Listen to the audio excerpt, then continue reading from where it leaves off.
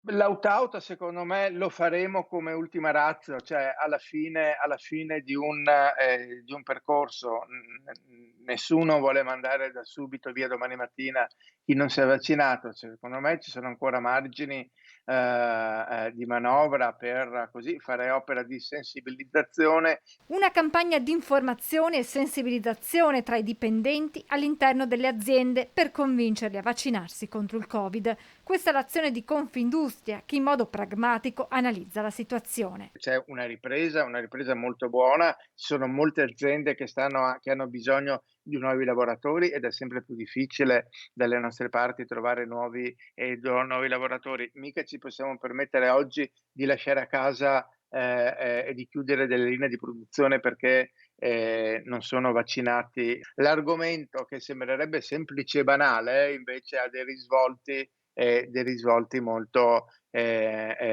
complicati. Emerge poi un altro aspetto non trascurabile che riguarda l'impossibilità da parte dei datori di lavoro di conoscere la situazione vaccinale dei propri dipendenti. Anche io come imprenditore che sono tenuto, alla tutela della salute dei miei